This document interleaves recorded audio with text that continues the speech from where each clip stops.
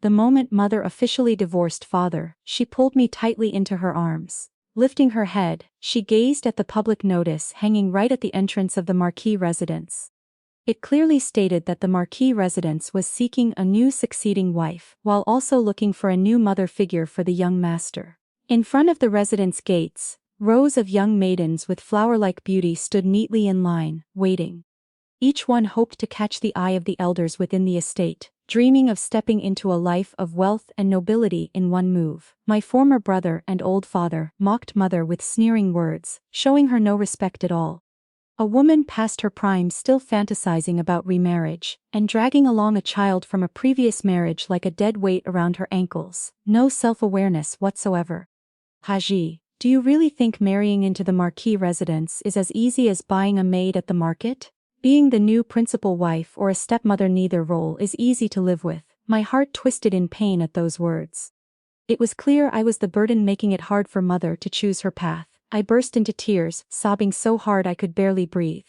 Mother, it's all Tao Tao's fault. Please don't suffer because of Tao Tao anymore. Mother bent down, her gentle hand wiping away the hot tears on my cheeks. Her eyes were resolute yet full of doting affection. Tao Tao, how could you be a burden? You're my priceless treasure, my greatest pride. At that moment, the stewardess of the marquis residence, Nanny Deng, held a ledger in her hands. With her chin raised high, her sharp cold gaze swept over the line of silent, head-bowed young women.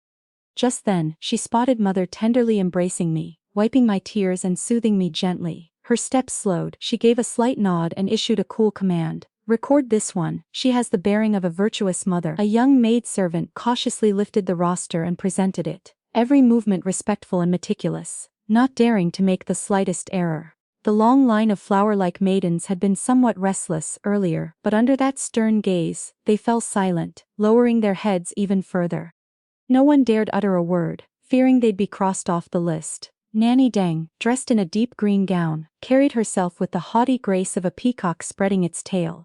She flipped through the pages of the roster with a rustling sound, her questioning voice icy cold. You already have a betrothal. Why are you still trying to worm your way into the marquis residence? Is it for the wealth and status? You're still so young, yet you're willing to become a stepmother, or are you simply scheming to climb higher? Every word she spoke was like a sharp knife, showing no mercy. Some thin-skinned young women trembled so badly they could barely stand, tears welling up in their eyes. Others, quick-witted and eloquent, gave fitting responses, but still ended up crossed off. Too clever for one's own good always invites trouble. Suddenly, Nanny Deng's piercing gaze landed on mother. You already have a child. Why the divorce? Is it because you lack morals, or are you just greedy for power and wealth? Countless eyes turned toward her, like needles pricking her all over. Mother gently squeezed my hand, her expression calm and composed as she replied slowly, it's because the marquis residence is prosperous, and can ensure my daughter has enough food and clothing, and can study and learn. Nanny Deng's brows furrowed. Her brush, already dipped in ink, was about to strike down. My heart ached fiercely. Unwilling to let them look down on mother, I burst out crying. It's not like that, it's not. Half a month ago, grandmother scolded Tao Tao for eating more than half a corn cake. She called me a glutton, a jinx, and even planned to sell me off as a concubine to some hunchback. Mother hid food to give to me, so grandmother accused her of stealing, and father beat mother. Mother did nothing wrong. It was all because Tao ate that extra half corn cake. Choking on my words at the painful memory, I couldn't wipe my tears fast enough as I pleaded desperately.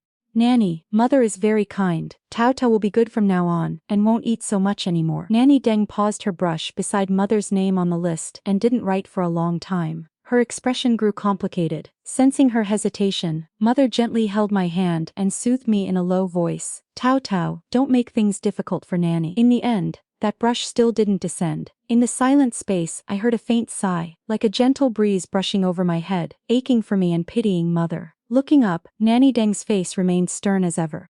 But she closed the roster and handed it to the maidservant, lowering her voice to instruct, report back to the old madam, then take them to check their 8 characters, astrological birth charts, for compatibility. At that very moment, the thick curtain behind them stirred slightly, carrying a bitter medicinal scent that made one frown.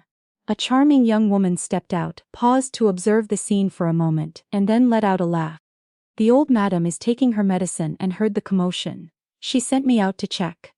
She specifically instructed that we must select someone capable of managing the household and upholding the family reputation. Nanny Deng, how could you even consider putting a 5 or 6-year-old child on the list? The charming woman bent down, lightly pinching my cheek before squatting to tease me. Nanny Deng is famously strict. Once you're in the residence, you'll have to follow her rules every day. If you're not obedient, you'll get punished. Aren't you scared? I shook my head, gazing at her intently, and replied slowly, no. Nanny Deng has a kind heart. Tao Tao likes her very much. The woman feigned astonishment, deliberately tilting her head to glance at Nanny Deng, and chuckled mockingly. How strange. Someone actually likes you in this world. Nanny Deng didn't bother responding, simply snorting arrogantly and turning her face away.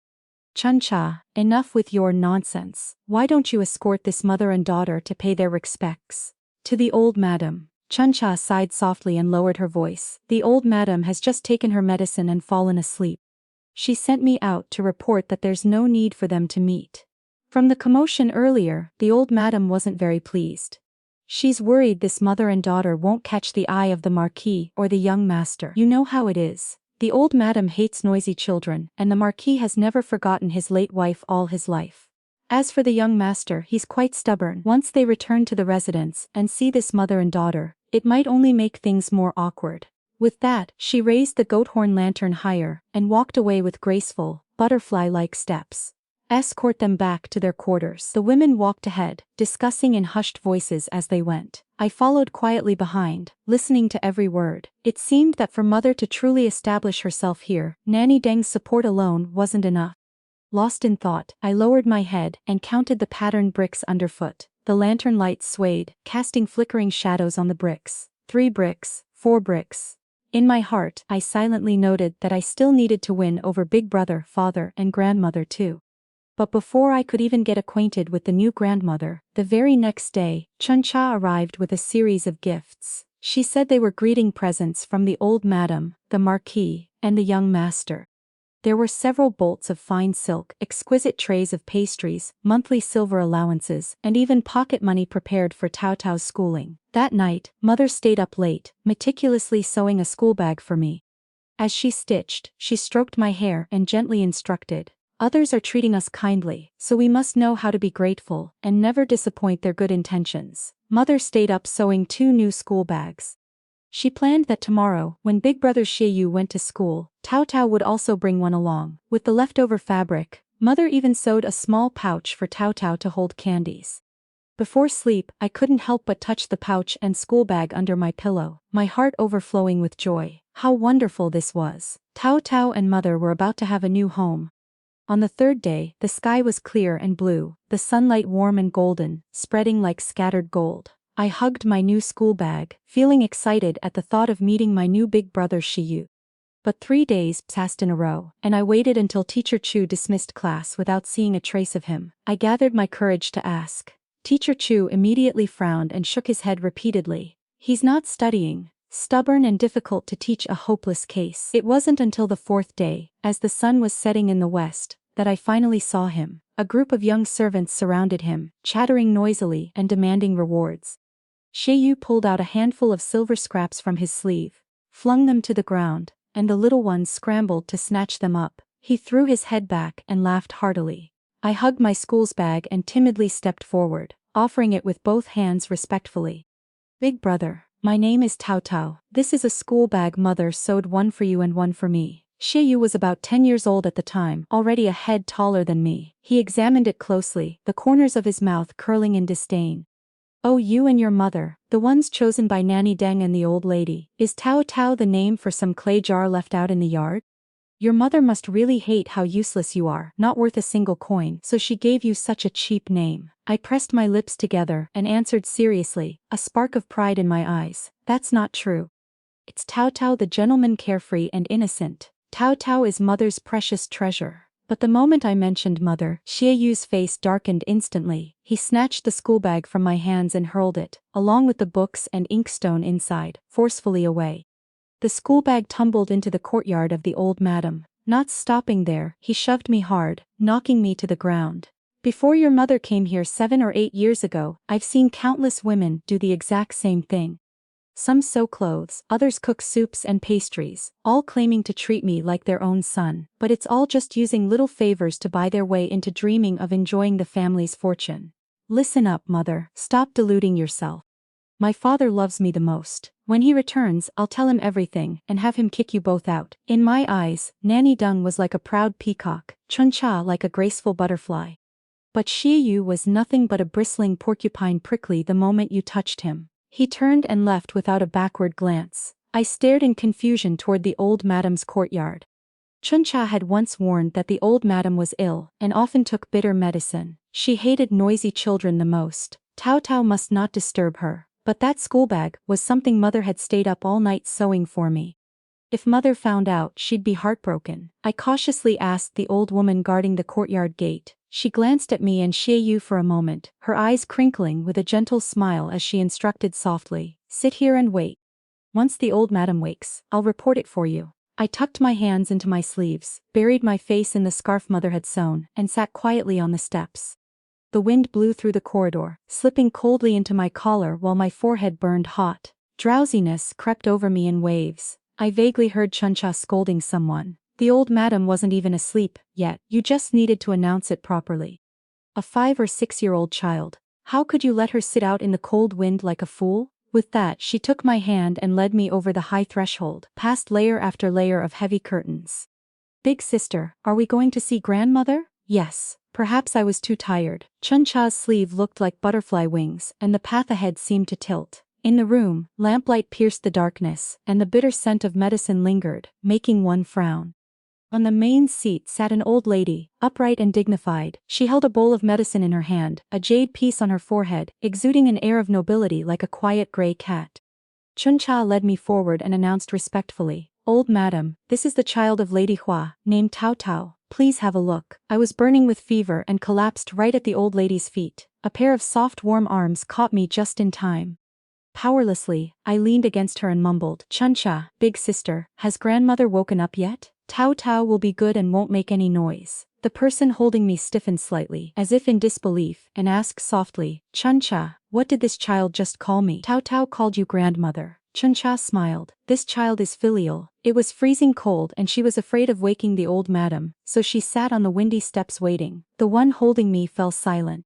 Her hand trembled as she stroked my face, which was burning hot. Her voice was hoarse and bitter, more so than the medicine. "Back then, Heir also grew up by my side, calling me grandmother one word at a time. He was about this age too. Now he follows his father in resenting me. An old woman like me doesn't even get a single grandmother from him. Blood relatives living like strangers, like enemies." Chuncha lowered her head, not daring to speak further. "Go retrieve the schoolbag Heir threw away. Wash it clean and dry it, or he'll cry when he wakes." I didn't remember what happened after that, only vaguely seeing the female physician surrounding me, taking my pulse, feeling for her head, and then forcing me to drink bitter medicine sip by sip. When mother came to pick me up, I had woken, and my head no longer throbbed. A thick gray lambskin cloak covered me, and in my arms was a warm brazier. Looking up, I realized the noble gray cat from earlier was the new grandmother. She too wore a gray lambskin cloak. Mother hurriedly pulled me into a tight embrace. Her hot hand checked my forehead, and only after confirming I was fine did she bow in greeting. Upon hearing it was all Shiu's doing, mother remained silent for a moment before asking calmly, "May I ask the old madam to judge? Can I discipline this young master Shiu?" The old madam slowly set down her teacup and said in a gentle voice, "Now that you've entered the residence, you're half his mother. Naturally, you have the right to discipline him." Chuncha moved to remove the lambskin cloak from me, but the old madam waved her hand. "It's cold outside, let her keep it on." I leaned against mother's shoulder, my fingers gently stroking the soft warm fur. My heart gradually softened. "Grandmother, can Tao come visit you again tomorrow?" The old madam frowned, her face turning cold for a moment. "I don't like noisy children, it's best if you don't come over." But when she looked down and met my expectant gaze, her expression softened. She cleared her throat. "If you really want to come, then come after you've eaten. I don't prepare meals for children here. If you're hungry, that's on you." On the way back, sparse stars sparkled against the dark sky. Mother held me close in her arms. Sensing mother's worries, I lifted my head slightly and asked, "Mother, are you angry with Tao?" "No." Mother stroked my hand, holding it firmly in her palm, her voice tinged with bitterness. Mother is only afraid Tao Tao will have to endure grievances alone. If Big Brother bullies you again next time, Tao Tao, just clench your fist and fight back.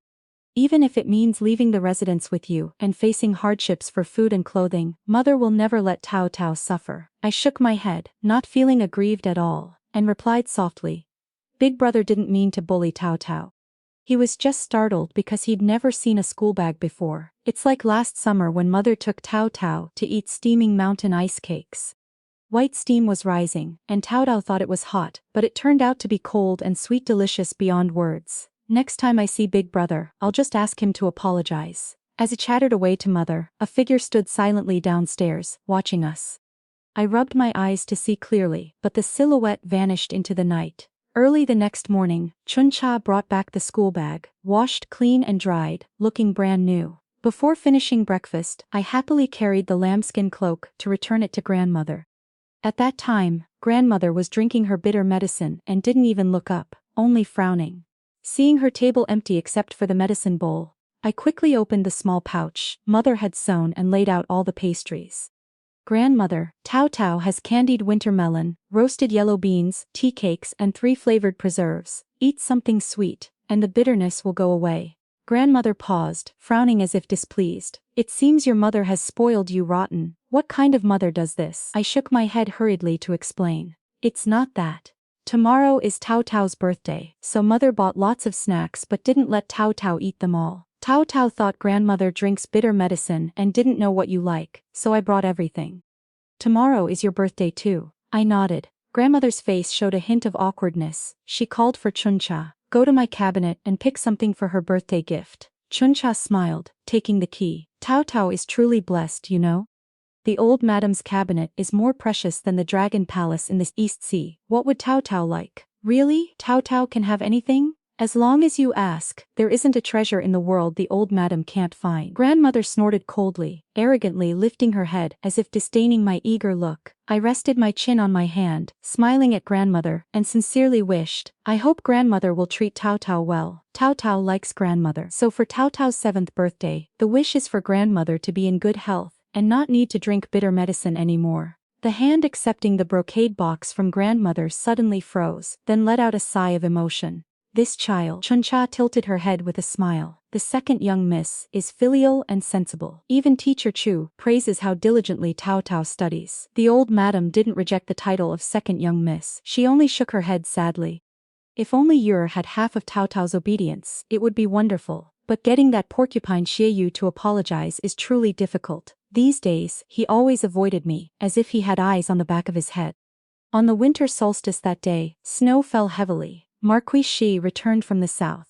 Nanny Deng directed the maids to unload the luggage from the carriage. The old madam, wrapped in her thick gray lambskin cloak, stood under the corridor, narrowing her eyes to scrutinize the marquis's face. In the days before, whenever I kept the old madam company, she would absent-mindedly mention, wondering if the marquis had grown thinner or fatter after traveling so far, or if the southern foods suited his taste.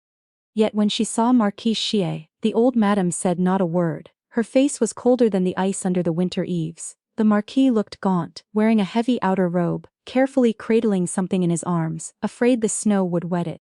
A gust of wind blew past, and I caught a glimpse of a spirit tablet in his embrace. The old madam pointed to Mother and me. This is Hua Shi and her daughter Tao Tao. The mother selected her for you. The marquis didn't spare a glance at Mother or me. Only as he passed the old madam did he say indifferently, everything is as Mother arranged. Shiu pushed me behind him and stepped forward, looking up uneasily and calling, Father. The marquis only gave a casual glance and a slight nod. Seeing Father about to leave, Shiu mustered his courage and stammered after him, Father, did you buy any specialties for Heir? None. The marquis had only brought 2 jars of winter-brewed wine for Teacher Chu, personally distilled by the teacher's own mother. Shiu's eyes dimmed bit by bit, his head lowering. The old madam, pitying Shiu, thumped her cane on the ground. Just because of that short-lived woman, you resent me? What use is hating Heir? Back then, even though I didn't like it, I still nodded and let her into the family. I wasn't harsh at all. It was her own misfortune. She had difficulty giving birth and died, bringing Heir into the world. Snow fell silently on the eaves. Snowflakes dusted the marquis's shoulders like goose feathers drifting in the winter sky. He turned his head with a mocking smile. each word deliberate. Mother, Yunner had a name and talent, but you never thought highly of her. As for Ewer, if I'd known he'd cost Yunner's life, I'd rather not have him. Snow continued to fall quietly. The marquis left, leaving only the old madam and Shiu standing in the courtyard like forgotten bowls of medicine bitter and cold. Shiu lowered his head, quietly wiped his tears and ran off. I found Shiu sitting silently in the study. On the table sat a vase of red plum blossoms and the 2 jars of winter-brewed wine from Teacher Chu. Shiu stared blankly at the wine.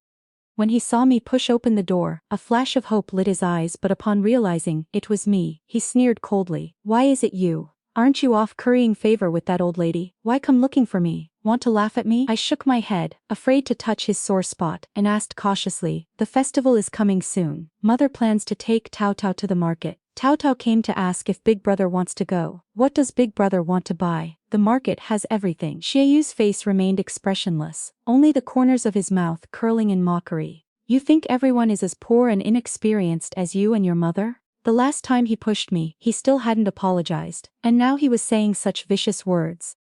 I clenched my fists in anger. Don't talk about my mother like that. Seeing me get angry, Shiu looked delighted. That's exactly what I said. Just now, Father didn't even glance at your mother. You two should leave early. I refused to be outdone and quickly retorted. He doesn't care about you either. Great, the fox's tail is finally showing. Shiu grabbed the inkstone and threw it at me. I snatched the writing brush and threw it back at his face.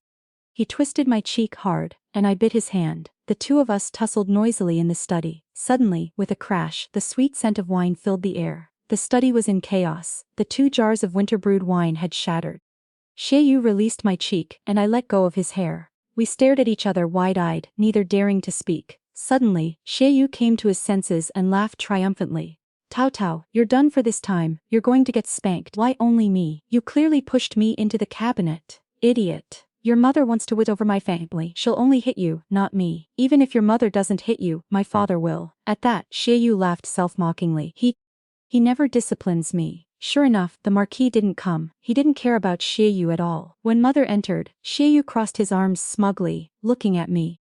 Seeing the study messy with paper and ink, wine spilled everywhere, and both of us covered in ink, mother sat down with a stern face and asked if Tao Tao had done this. It was Tao Tao, but half of it was big brother Shiu. Behind mother's back he made funny faces mocking me. Mother turned, picked up Teacher Chu's ruler, and asked Shiu gently, Ewer, is what Tao Tao said true? Has she wronged you? Shiu snorted and shrugged indifferently. What if it was me? Mother nodded. Good. Tao Tao, hold out your hand. The ruler struck my palm heavily. Shiu counted gleefully for me. 1, 2, 3 he. Silly Tao Tao gets 3 hits. But before he could continue laughing, mother turned and grabbed Shiu's hand, striking him 10 times in a row. Shiu was stunned, forgetting to cry out. He stared at his red palm in a daze, looking at his own hand. Mother was truly angry. Go stand in the corridor and think for half an hour. Once you've figured out where you went wrong, come tell me. Whoever still doesn't know their mistake will skip dinner tonight. That evening, the snow stopped, and the world was quiet. Only a clear moon hung high. Shiu was unusually silent, standing for a long time without a word. I guessed he either thought he wasn't wrong, or his mind was too slow to figure it out. Hungry, I sat on the steps and pulled 2 cloudflake pastries from the small pouch mother had sewn. I remembered mother's warning not to eat alone and make others envious, so I took one out and held it in front of Shiu. You're not eating, right? I had it all figured out. If he ignored me, I'd immediately stuff both into my mouth so he couldn't regret it later. But to my surprise, Shiu took it and sat down beside me, eating slowly. I felt something was off. He seemed strange today, as if those 10 strikes had hit his head. Hey, from Tao Tao's experience of getting beaten, if you tense your hand when holding it out, it hurts less. Shiu said nothing, only staring intently at his reddened palm. He gazed at it for a long time before suddenly smiling faintly. I looked at him in panic. He's done for. He's been beaten silly. His voice was soft as falling snow. No one has ever hit me before, and no one has ever taught me right from wrong. My heart ached at his words. What about those stepmothers before? He smiled bitterly. They wanted to stay in the marquis residence. How could they dare discipline me, let alone hit me? Once I smashed another child's head, and she only scolded her own child for not watching where she was going, then forced the kid to apologize to me. Tao Tao, what kind of person is your mother? Is she good or bad to you? Don't lie to me. I scratched my head, unsure how to say it. Mother is very good. Like the old name my former grandmother gave me, big brother was called Meng Yu. I was called Meng Tao. I wasn't stupid. I knew jade is precious while peach is cheap. That's why mother went out to work, saved money, and found an old teacher to change it to Tao Tao the gentleman, so that in the future, Tao Tao would grow up to be a proper young lady. What about you, big brother? What kind of person is your mother, good or bad to you?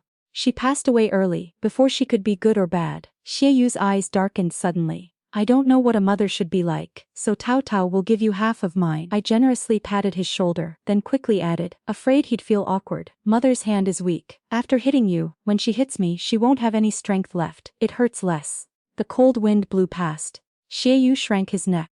I took off the thick scarf mother had sewn and wrapped it around his neck. If you're sad you can hide your face in it, but don't blow your nose. Shiu touched the warm scarf and smiled faintly. Thank you, Tao Tao. With his face buried in the scarf, Shiu no longer looked like a fierce porcupine but like a sad little turtle. On the winter solstice, even if our ears froze and fell off from not eating dumplings, no one would care.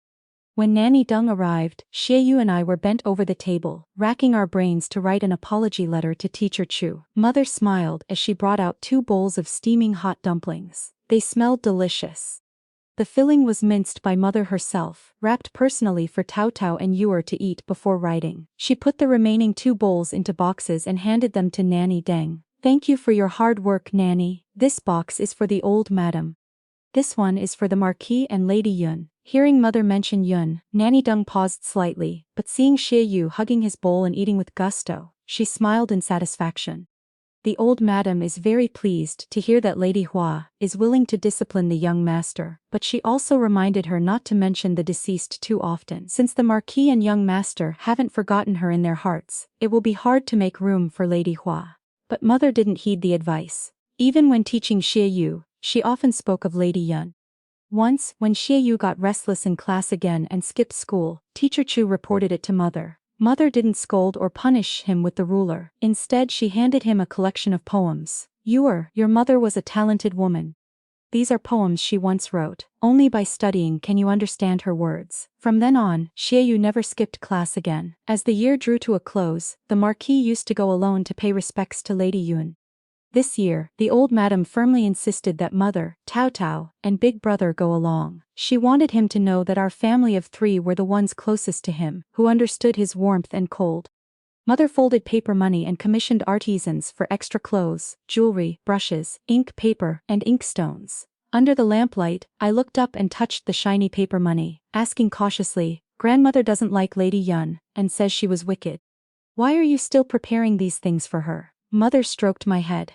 If one day mother is no longer by Tao Tao's side, and another stepmother takes care of you, loving Tao Tao dearly but speaking ill of mother and making Tao Tao forget her, what would Tao Tao think? I frowned. She'd be looking down on Tao Tao's love for mother and not respecting Tao Tao. Exactly. Tao Tao must learn to show respect and not belittle others' feelings. The next day at the crack of dawn, a light drizzle fell.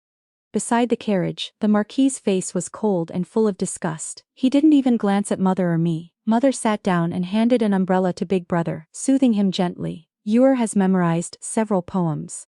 Remember to recite them for your mother later. Shiu nodded slightly. Mother handed the paper money and offerings to the Marquis with a gentle smile. I'm sure Lady Yun will like these brushes, ink, paper, and inkstones. The clothes and jewelry are the latest styles from the capital. You and Heir go pay respects to her. I'll take Tao Tao to the market. We'll meet at Willow Lane later and return together. That way, it's easier to explain to the old madam. The paper offerings looked lifelike. The Marquis stared at mother in a daze. A flicker of guilt appeared in his previously disgusted expression. Thank you. Mother held my hand as we went to the market to buy New Year's goods. I used my saved pocket money to buy big brother a clay turtle, sweets for grandmother to make her bitter medicine less bitter, and 2 boxes of osmanthus oil for Chuncha and Nanny Deng to use on their hair. The East Market was crowded. As I was choosing wool with mother, I suddenly heard a shrill voice. Father, grandmother, look, it's Tao Tao and mother. Looking up, I saw the person I hated most, Ming Yu, along with my former father and former grandmother. Mother instinctively grabbed my hand and tried to run, but we ended up in a dead-end alley. Meng Yu chased after us. Spotting the clay turtle in my hand, he snatched it and shoved me hard, knocking me down. The old grandmother rolled her eyes, scanning from mother's clothes to the hairpin on her head, then to my small pouch made from fine silk. She sneered mockingly, "What's this about doing it all for Tao Tao? It's just looking down on the poor and loving the rich, climbing high for benefits. Huaji, back then you spent 10 taels of silver to buy this one," fed and clothed her without any status, yet she clung to the marquis residence. Who knows if she climbed into someone else's bed? My son was truly foolish, wearing a huge green hat. My former father, holding a carrying pole, approached mother step by step with a dark expression. The alley residents peeked out their windows, pointing and gossiping. I cried out in panic for help. "It's not like that, all the heavy housework was done by mother. If you hit her, please save us, they'll really beat us to death." Mother propped herself against a nearby tree, shielding me firmly behind her. Meng Yu chewed on his candy, enjoying the show. The old grandmother laughed gleefully. "Sorry for the spectacle, everyone. It's just a family business. I'm here to take this unfaithful daughter-in-law back." Someone recognized the old grandmother and old father, waving their hands to explain. "It's the daughter-in-law from that family. She was beaten even when pregnant with the eldest, and now the little girl is this big." Hearing it's their family matter, they closed their doors one by one, not getting involved. My old father pointed at me to threaten mother. "Hawaji, if you dare resist, I'll kill her first." Suddenly, I remembered it had been exactly like this before. Mother wasn't stupid. She could have run, or she could have fought back against my former father. But if Tao Tao fells, seeing the fists and feet about to land, mother wouldn't run anymore. The sweets scattered, the osmanthus oil shattered, and my small pouch was trampled. Mother hugged me tightly in her arms. Her back and forehead took the blows. I cried, clinging to mother, but got hit on the arm too. Don't hit my mother." Mother still wanted to fight back, but seeing me get hit, she pulled me into her embrace, soothing me non-stop. "Don't be afraid, Tao Tao, don't be afraid." Blood from mother's forehead dripped hot onto my neck. She held me like a treasure more precious than her own life, not letting go for a second. I prayed to the gods in heaven, asking them to open their eyes, save the suffering, and save my mother. Tao Tao's has nothing precious to offer. If it can exchange for mother never being beaten again, the gods can take Tao Tao's life. At that very moment, the raining fists and feet stopped, as if the gods had heard my plea. "Tao Tao! Tao Tao!" I vaguely heard a voice calling from behind. It wasn't the gods, it was Shiu. His eyes red, he clung tightly to my old father's arm. "Stop, don't hit my little sister, don't hit my mother." Then came Shiyu's cry of pain, as my old father kicked him hard in the chest. Meng Yu pinned Shiu down, using his larger build to sit on his back and punch him repeatedly. Shiu endured without crying out or admitting defeat, cursing even with blood in his mouth. But the situation changed quickly. The Xie family guards arrived in time to restrain my old father and old grandmother. The marquis saw Shiyu's swollen eyes, purple lips, and fresh blood gushing out. For the first time, he truly flew into a rage. Like any father protecting his child, the marquis grabbed Meng Yu by the collar. "You're, fight back! Beat him into a pig's head for me." By the time we returned, the sky had darkened. The afternoon was gloomy, and a heavy snowstorm was sure to come that night. Shops had closed early, the streets were empty. The world had no stars, only scattered lights from homes where families reunited. Shiu held his head high, proudly wanting to show how badly he'd beaten Meng Yu, but the carriage jolted, making him wince in pain. In truth, he was more seriously injured than me. My wounds were superficial, while his were internal. "Little sister, wasn't Big Brother impressive? Wasn't he awesome? Why are you crying, Tao Tao? We won. My father is really good at fighting bandits." Hearing his son, the marquis's lips curved slightly. I lowered my head to wipe my tears. Before, when mother and Tao Tao were beaten, I had prayed to Guanyin and the Buddha, but the gods never cared. Only Big Brother and father came. The marquis handed me a handkerchief, wanting me to wipe the blood from mother's forehead. But when he reached out, he noticed my swollen fingers and realized I couldn't hold it. He glanced at Shiu instead and saw that his eyes were swollen to mere slits. Yet he could still tell me and the marquis apart. He had clearly given it his all. Today, mother and I had been beaten, and guilt stirred in the marquis's heart. He believed it was because he hadn't brought us along that we had suffered. With a soft sigh, he carefully wiped the blood from mother's unconscious brow. Shiu saw this and blinked hard at me in secret. When I looked confused, he grew impatient and tugged my sleeve, forcing my head toward the carriage window. "Oh, you little fool, Tao Tao, if I tell you to look, just look." 3 days later, the Meng family was punished by the authorities and beaten until their skins split open. From then on, they never dared cause trouble again. Meanwhile, the Shiu residence was in an uproar. 4 people, 3 of them injured. The old madam's courtyard had a resident physician, convenient medicine, and meals, so the whole family gathered there. During the days I recovered, mother stayed by my side constantly. Grandmother, big brother, and father took turns keeping me company. Grandmother gently stroked my hair, her voice soft as if meant only for me. Tao Tao, don't tell anyone. Grandmother once regretted being harsh and doing so many wrong things, but ever since you all fell ill, my heart has felt lighter. At least Heir and Tao Tao can stay close and keep each other company, and the marquis comes by often. Big brother brought me a pastry. His eyes darted around as he whispered, Tao Tao, don't let anyone know. My injuries actually healed long ago, but every time father visits, I pretend to be in pain so he worries more. Father leaned in close, his voice low as if afraid someone would overhear. Tao Tao, don't tell anyone else. I just want to know what kind of person your mother really is. Has she suffered much? Does she treat you and Heir fairly? Then mother pulled me into her arms, her eyes gentle as she asked, Tao Tao, this is our little secret. Tao Tao, what do you think of Marquis Shiu? Do you like him? Does Heir still bully you? Is grandmother kind to you? A whole sky of bottled up secrets poured into my ears, weighing my heart down. I didn't understand why these feelings couldn't be spoken openly to one another, and had to be confided in little Tao Tao instead. Like the cloudflake pastries I kept in my pouch, uneaten until they spoiled. On New Year's Eve, the night of reunion, the whole family gathered around the table. Beyond the clink of chopsticks and bowls, beyond the distant sounds of singing and dancing, no one spoke.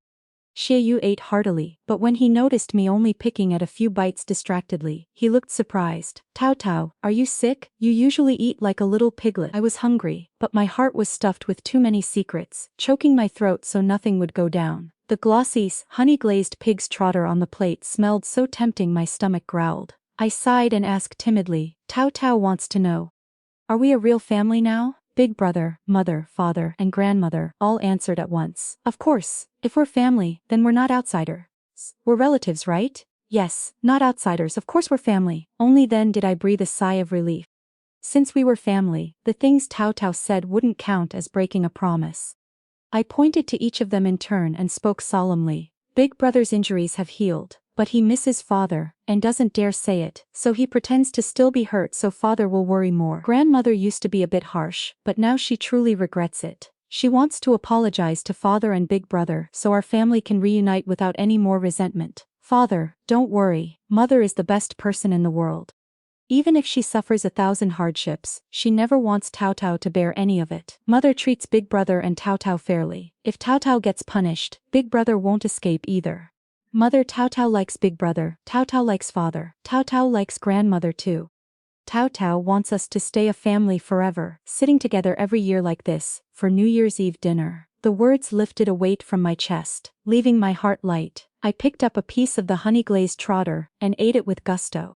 When I looked up, everyone's faces were flushed, redder than the honey in the bowl. No one spoke, only the sizzling of fat on the charcoal sounded crisp and clear. A moment of awkward silence passed, then chopsticks flew from every direction, piling my bowl high like a little mountain. It was just like the little New Year, when people offered sweets to the kitchen god so his mouth would stick shut and he couldn't speak ill. Tao Tao, eat slowly, don't rush. Food can be eaten bit by bit, words can be saved, and grudges can be unraveled one thread at a time. Amid the crackling fireworks bidding farewell to the old year, spring finally knocked at the door. 1,000 lanterns swayed gently, promising tomorrow would be the new year. A slender crescent moon hung high, casting its light over the reunited family. This year, and all the years to come, Tao Tao and mother had finally found a warm home of our own.